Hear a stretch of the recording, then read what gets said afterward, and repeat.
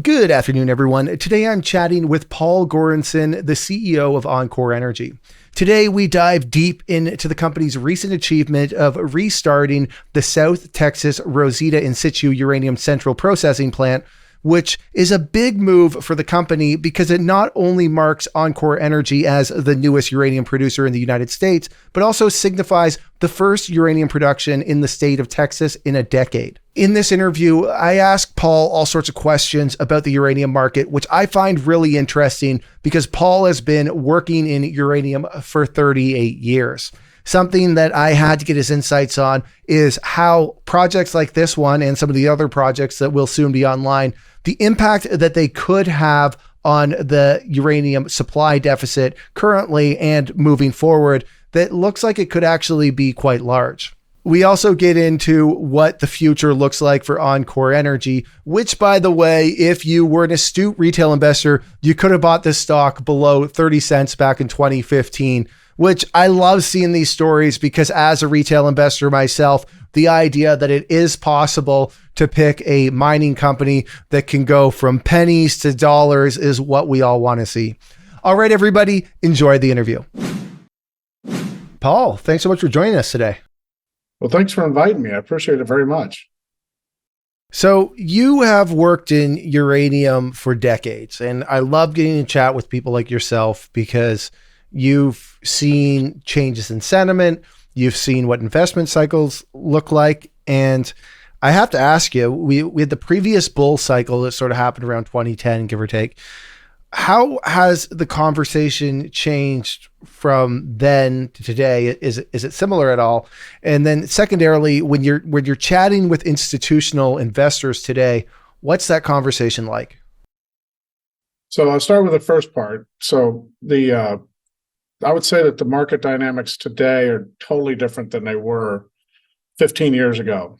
And I say that simply because 15 years ago, it was a perceived supply issue that was driving up the price of uranium, which also lifted up all the equities at the same time.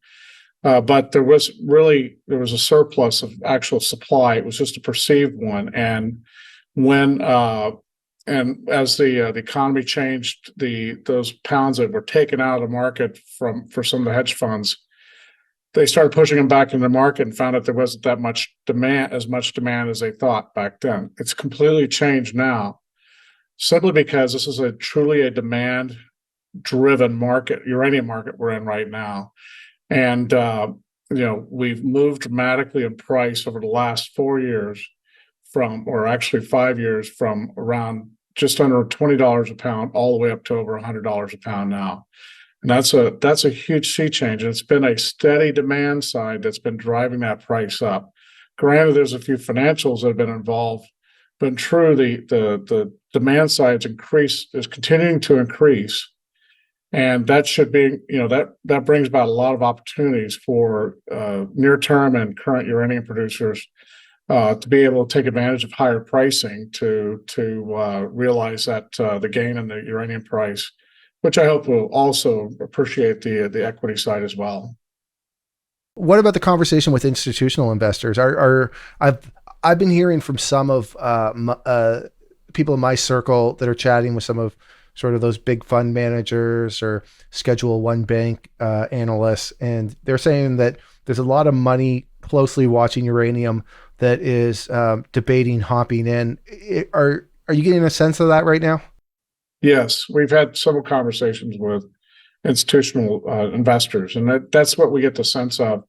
The generalists haven't quite yet jumped in feet first, but all the signals are there that to drive that. But I think that they're really, I can't speak for them, but they ask a lot of questions about the overall dynamics, the high level, what is going on in the market, what we see is what's driving the market relative to what we saw in the past. So I think they're evaluating, but I think that it probably won't take much change to at least on a bullish side to get them to move into and start investing into a lot of the uranium caps. It's been I could say that from my perspective, working since I've been with enCore, I've seen dramatic appreciation change in our share ownership, where we're having much more institutional involvement.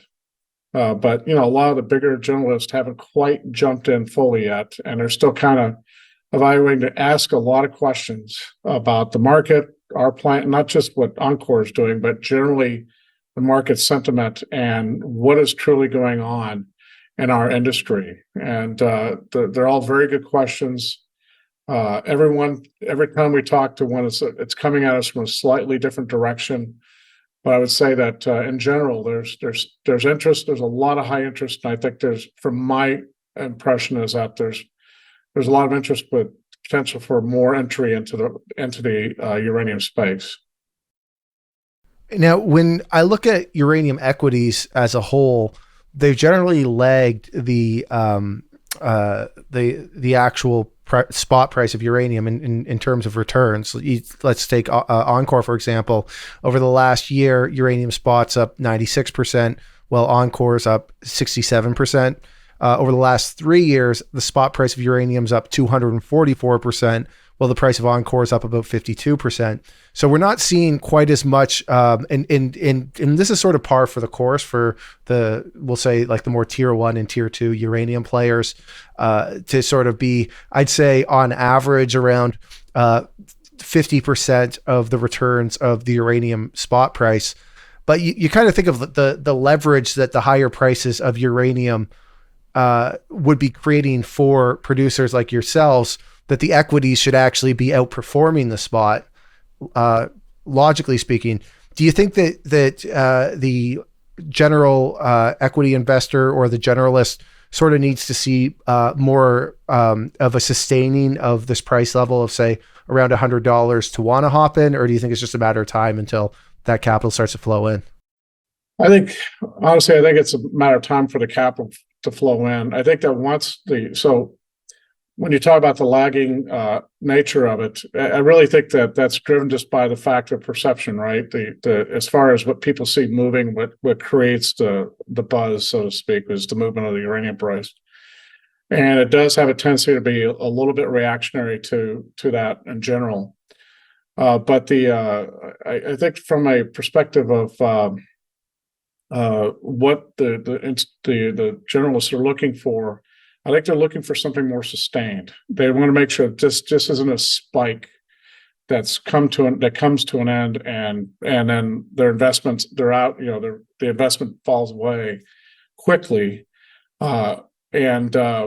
Basically, what I do is spend quite a bit of time educating about why the price is where it's at, what's driving the price, and the fact that the actual uranium price is actually lagging the price of the fuel component that a typical end user would be buying, because they're paying a premium for enrichment and for conversion, which are the next two steps to get that fuel. So the uranium price is starting to gain back, is starting to move up, and I think that they want to confirm that thesis, and I think that we've been at $100 plus for less than 3 months now.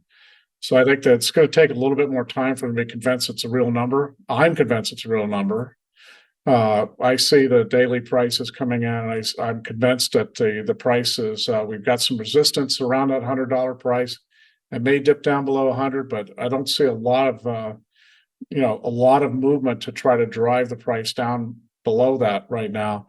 And I also don't hear a lot of, when I talk to our customers, the buy side of the uranium, I don't hear a lot of complaining about $100 per pound uranium like I would have heard back in 2007. And I think everybody adjusted to that. And I'm going to ask our editor to pull up page 33 from your investor deck, where you guys have a nice chart that shows the upcoming supply deficit that we're looking at having in uranium. Now, I love asking you this question because you've been working in the sector for over 30 years.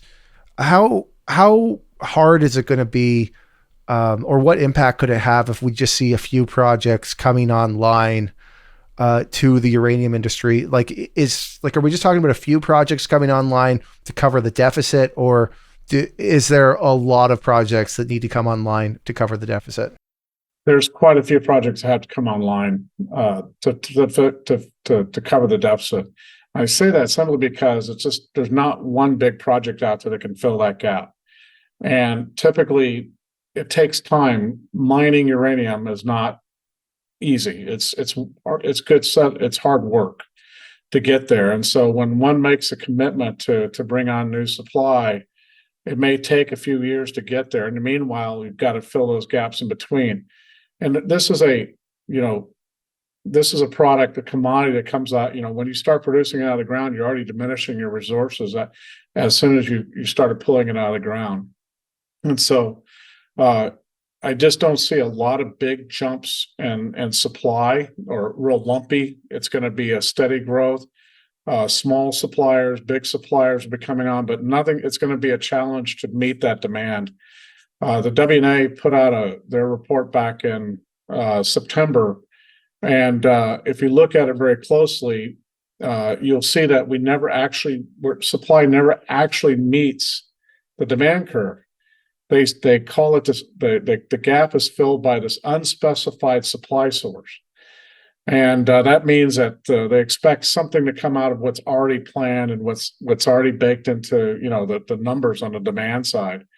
But I would challenge even the demand side that's already known as being able to meet those expectations. We've already seen the news out of Kazakhstan, how they're challenged to meet their current production commitments. They're going to be short. Now, granted, the quantum is not huge, but it's a signal that they're having trouble meeting their commitments. And we even have news where Cameco is still keeping their guidance the same, but they've talked about struggles on hiring people and being able to bring up projects up to speed as fast as they'd like.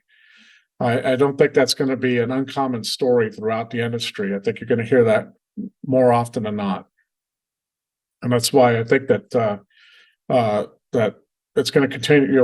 We won't be seeing this gap filled dramatically. There's going to be ways people can work around inventory shifting, et cetera, but it's still going to be a challenge. So let's talk about enCore. One of the first things I'd love to ask you about for our audience who's sort of new to the story, they're the generalist that's kicking tires on uranium. You guys do something that's referred to as in-situ mining, which for a lot of the relatively new generalist investor is something that they don't know what it means. Can you explain to us how it works as opposed to, say, conventional mining? Right. So I'll start with talking about conventional mining, what most people think of when they think about conventional mining. And that's where one either puts in a shaft and works on the ground, pulls the ore to the surface. The ore is milled at a milling facility, products pulled off, and there's a mill tailings cell where the tailings go, or an open pit. In our case, we have neither.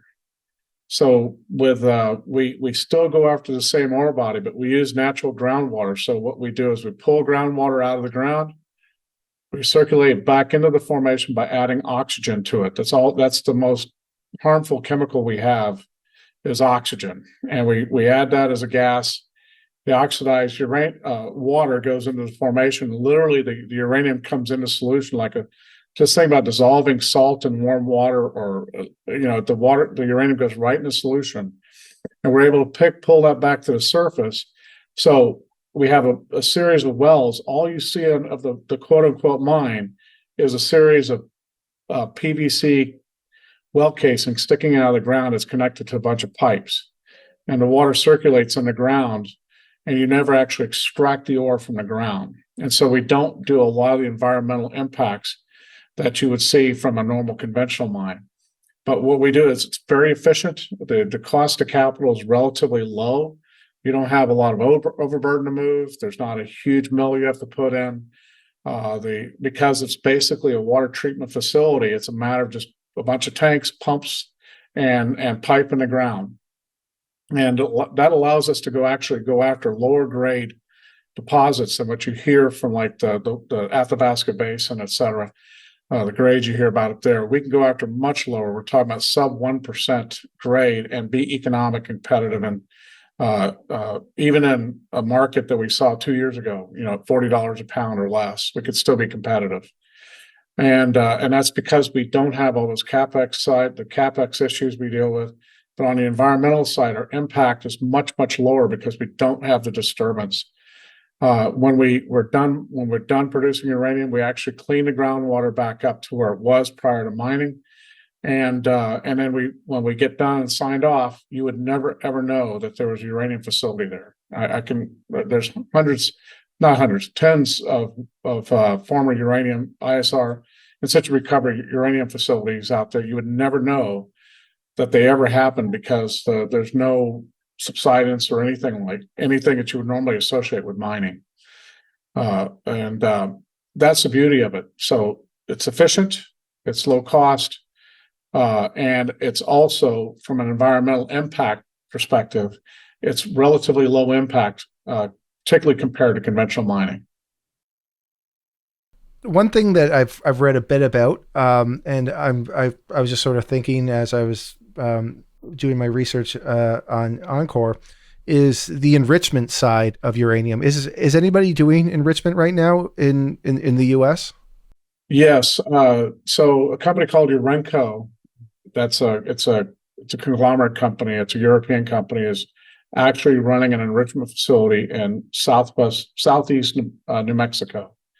It's in Hobbs, New Mexico. Urenco is a government owned. It's owned by the Dutch government, the British government, and one German nuclear company, RWE.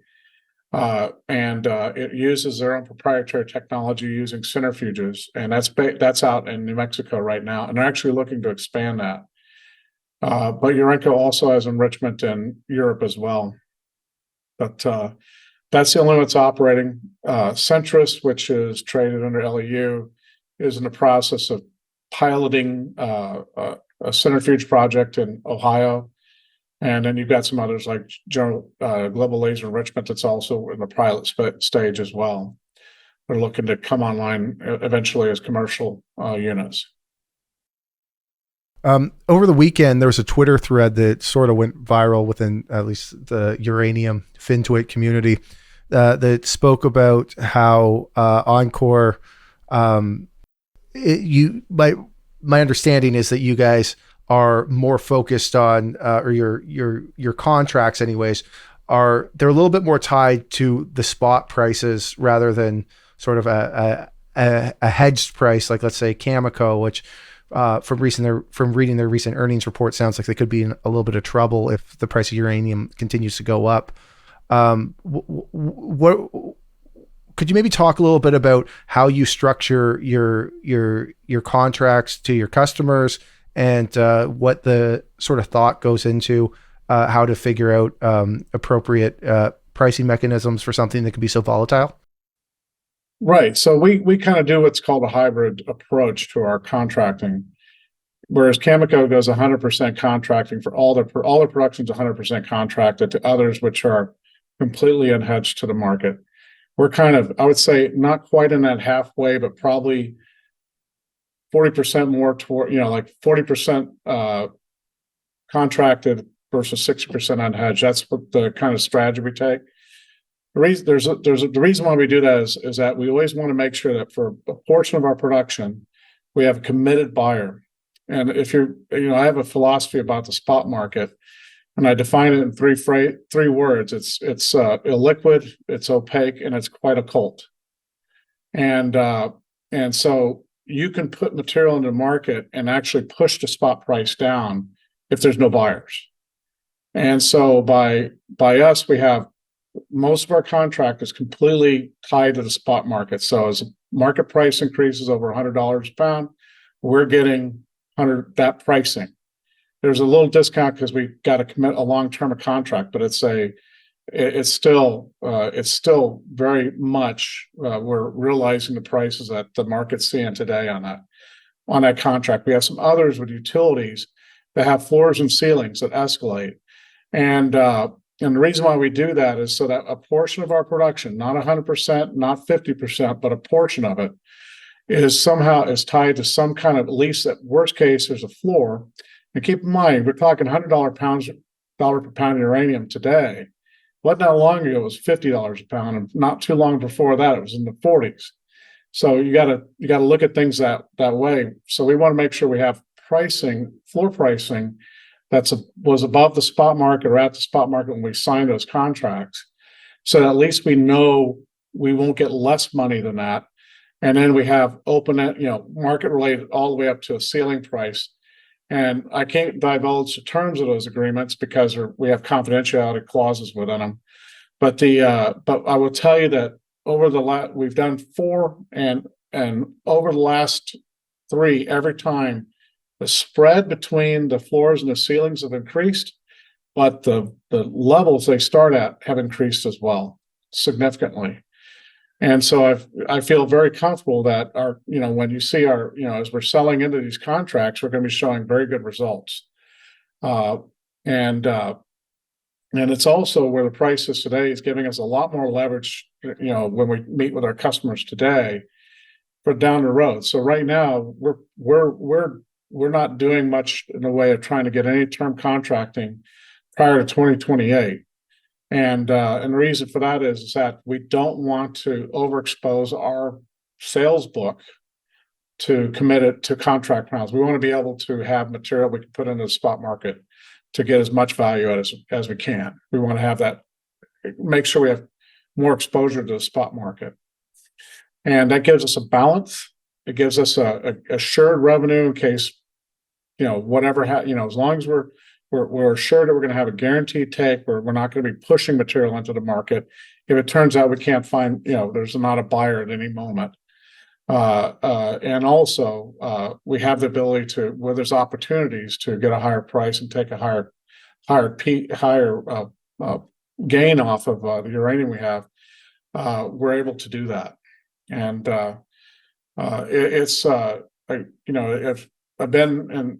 I've sold uranium in the spot market in my, back during the last period. I sold uranium at $133 a pound. I sold uranium at $33 a pound.